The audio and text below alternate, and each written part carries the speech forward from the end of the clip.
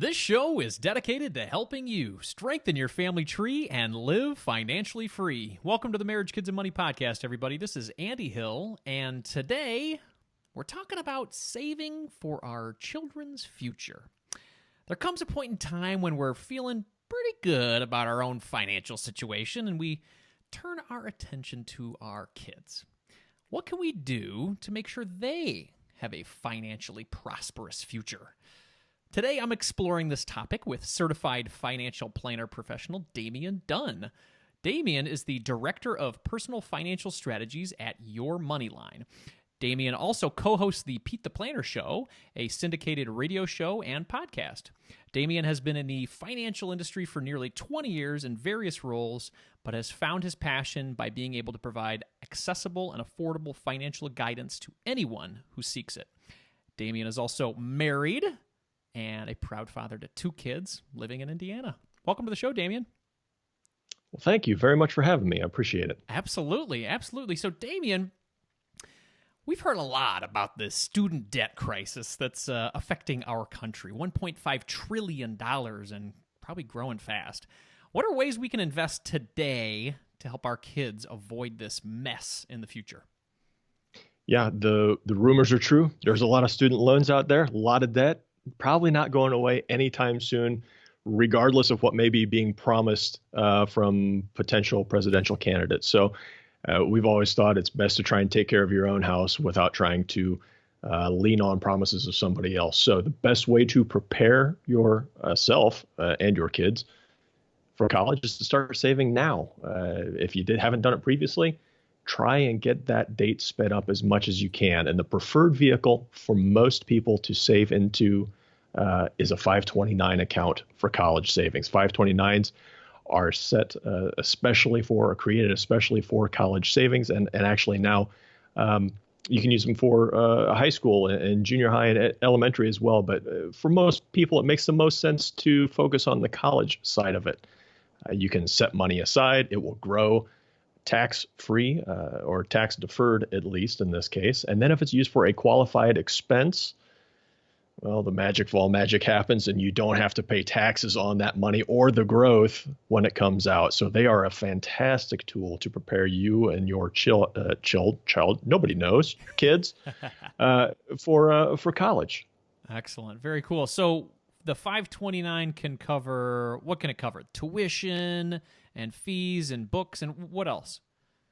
Absolutely. So you've got your majors that you think of when you sign up for college. You've got your room and board, you've got tuition, books, some supplies that will help you get through, technology also. So if you need a new laptop, so you're going off to school, Apple would be happy to sell you one at a slightly discounted price.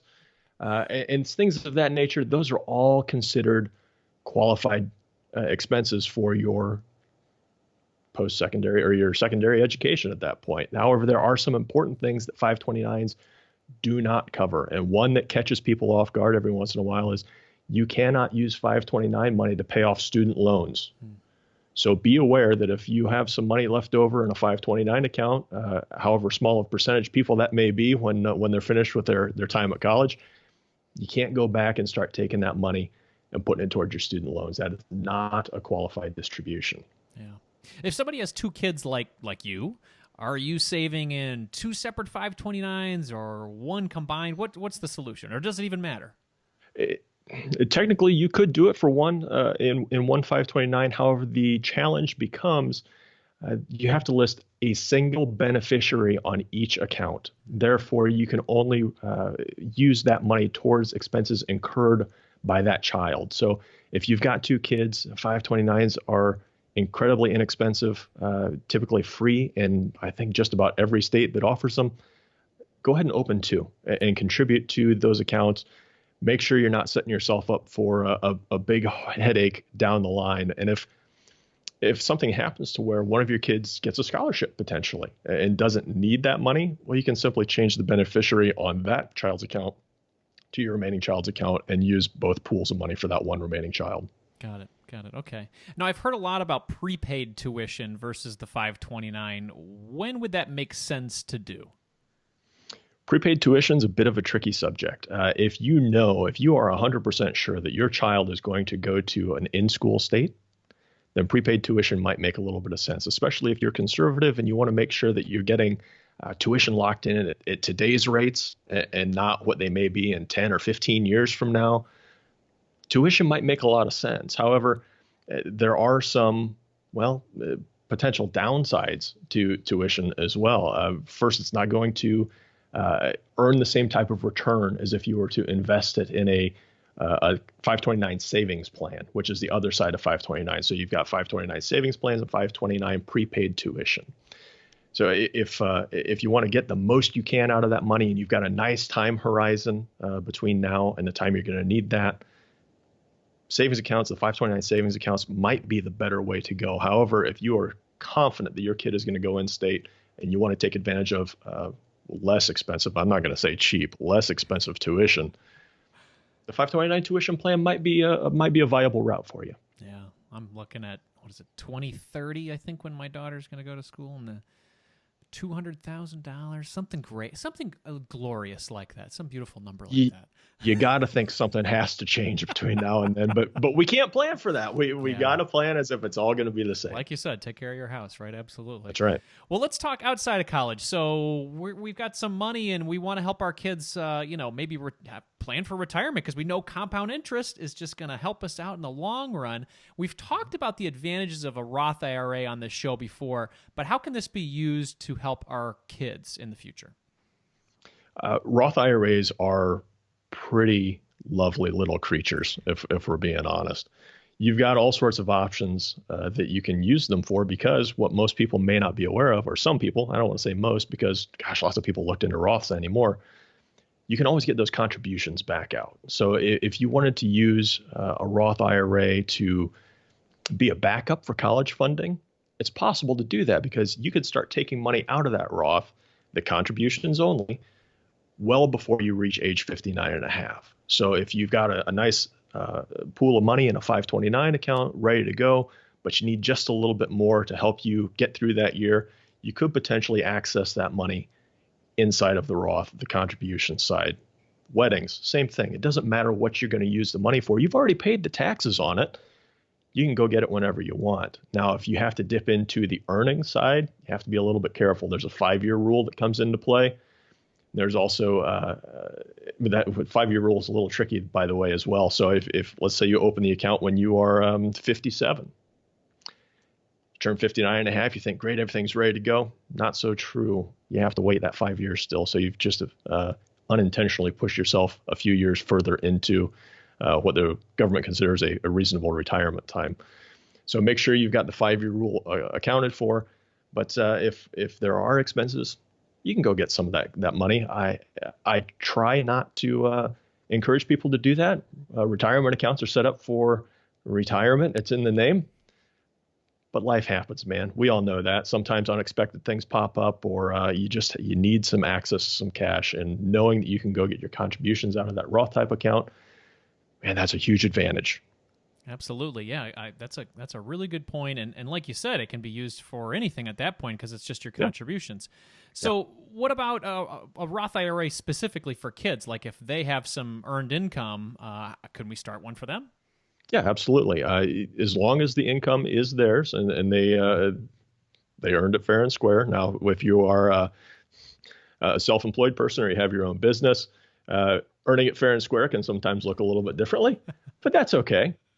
So if you want to benefit your kids long-term, oh man, if you could get your kids set up with a Roth IRA young when they're still in school and just let time do its thing, time in the markets do its thing, that will set them up very nicely. Even small, what you may consider somewhat insignificant amounts now, oh boy, time, compounding, it can do some very, very nice things for your kids. What's the rule? It's the rule of 72. Is that the rule? That's right. Tell us about what the rule of 72 is. Rule 72. Yeah, rule of 72. So if you want to figure out roughly what something is going, or how long something is going to take to double, I should say, you take the percent of return that you want to use, divide it into 72, and that will give you roughly the number of years it's going to take. So we'll do simple math because I'm a pretty simple guy. We'll say 7% return.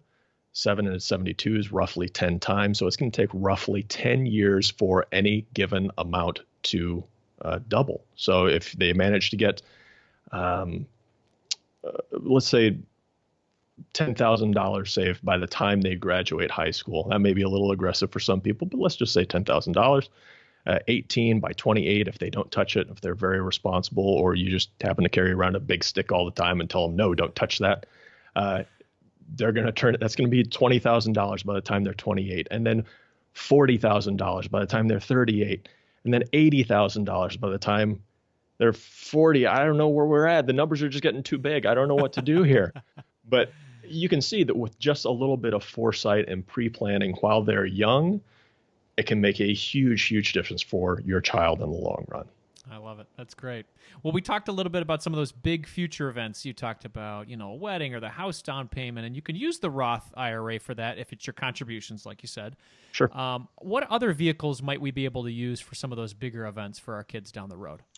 So there is another type of account that is used occasionally. I don't see it very often, but it's a UTMA, Uniform Transfer to Minor account, or Act, UTMA, Uniform Transfer to Minor Act, but that's what it goes by for the account registration too. Essentially, you can gift nearly anything into these types of accounts: cash, stocks, bonds, real estate, precious metals. It's almost unlimited. And it will sit there in that account for the benefit, and that's important, for the benefit of the child.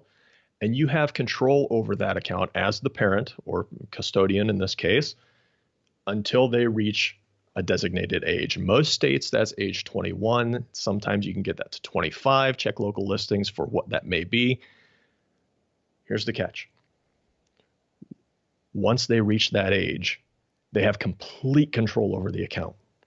So if you've done a very nice job, or Uncle Henry left the kids some money in an UTMA account, once they reach that age, they get control over it. You have no say and no access. You can't even see what they're spending money on or how often they're taking distributions out. So this could be a fantastic tool for some kids, and it could be setting some kids up for huge issues. I think back to myself when I was 21 and 25. I think I would have done all right, but I didn't have access to a whole pile of money either. So I don't know.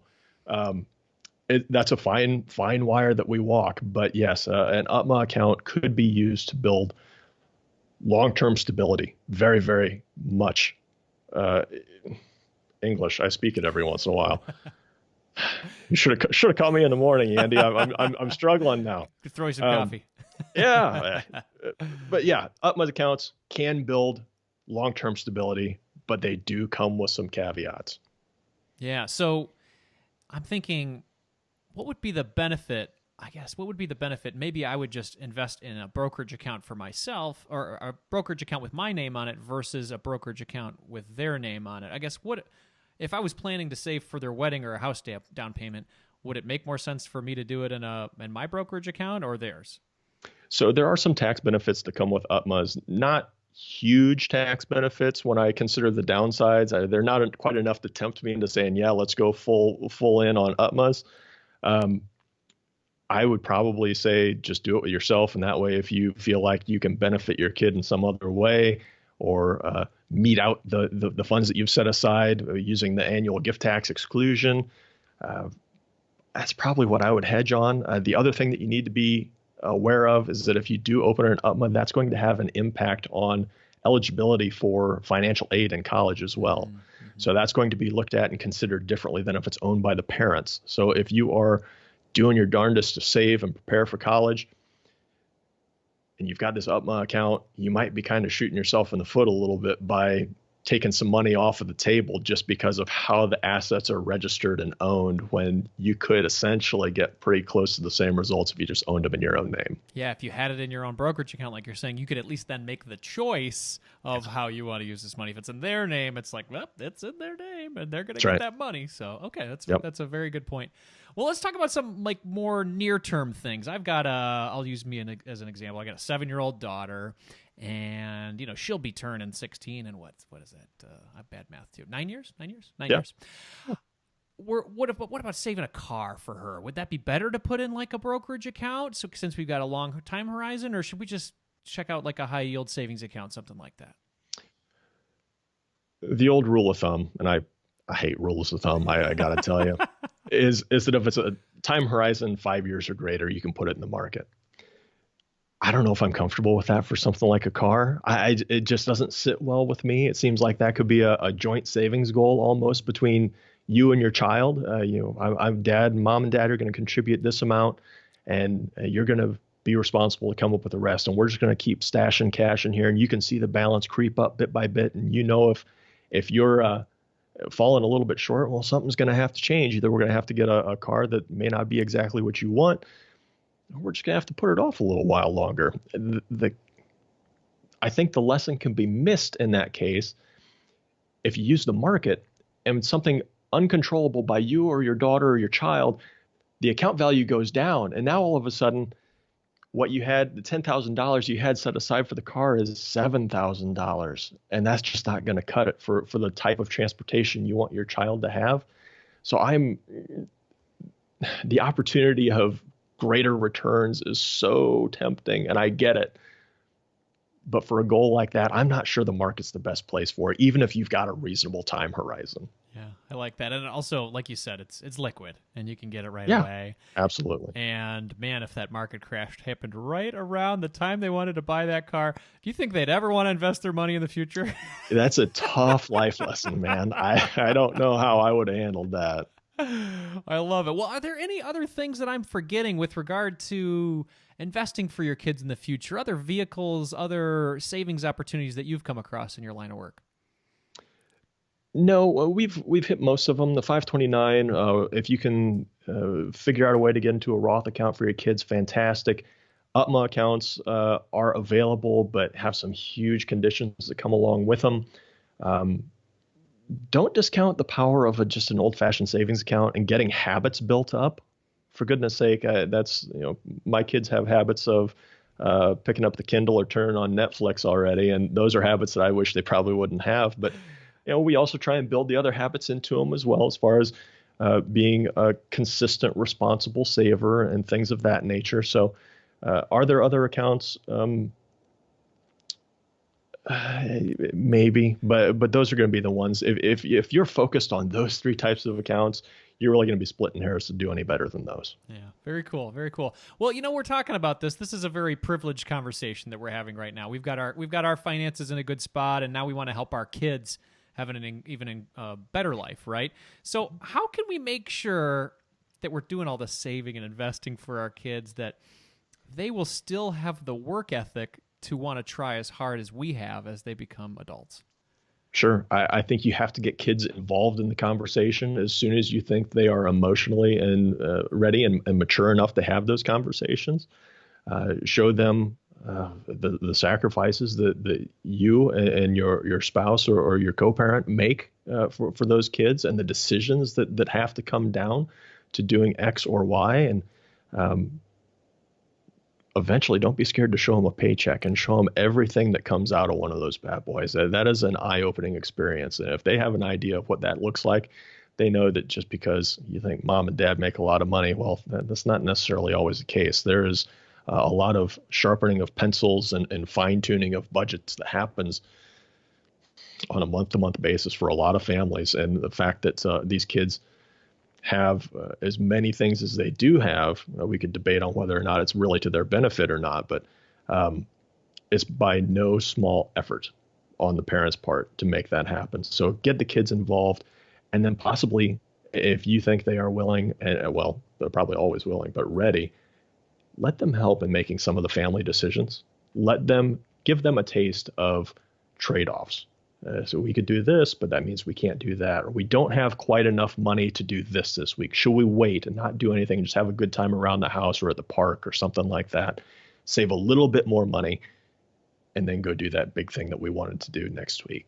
Get them involved in decisions like that and help them start building critical decision-making skills along the way. And if they are familiar with how to handle money because they've had a say in it from a young age, that transition becomes a lot more natural as they exit the house and go to college. And as they exit college and go into life, they will not be doing so blind at that point. Yeah, that's a really good point. I think, if we take care of all of their needs until they're off of the house and say, good luck in the world, then, yeah, I think a lot of that work would go away. I've read an article recently, it was either NBC or Market Watch, talking about the Rockefeller family, how they've consistently kept their wealth over 7 generations, whereas typically the saying goes in a lot of cultures, after 3 generations, it's completely gone. So it sounds like your point is do your best to keep them involved in the conversations so that when they're off on their own, it's not a brand new environment. And it makes a lot of sense. Like our conversation around the UTMAs, it's like, hey, here, 18-year-old, here's $50,000. Good luck. It's like, and if they don't have any practice with that, then bye-bye, right? Yeah, and don't be scared to show them what the future looks like too. So if you know they're going to have a little bit of money accessible to them shortly after they are on their own, so yeah, I know what the next year or two could look like for you with all this cash sitting there. But let me show you what 50 years looks like from now if you don't do anything. I had this very conversation with a young man a few years ago who was set to inherit nearly 6 figures from a grandparent. It did not go well. It is not nearly 6 figures anymore because he couldn't keep his hands out of the cash. So none of us, we all think we know our kids, and we do to some extent. I will tell you now that things change and money changes perspectives and how you do it. So do your best to build good responsibility and good habits into your kids now. Be there when they screw up for them. Don't be quick to scold, but be there to cushion the blow and then coach them through it and show them how they can fix it. And things will turn out all right. I love that. That's great advice. So there's a dad, a new dad or a new mom that's listening right now that's saying, okay, I just had a kid, and a lot of this seems a little overwhelming. You guys are talking about the future, sure. 18, all that good stuff.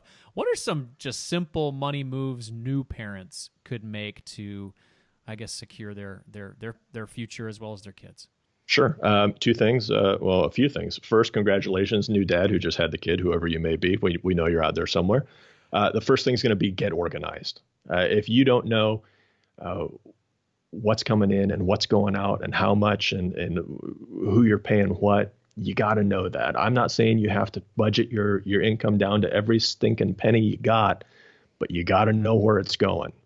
And you got to be able to make good decisions off of those things.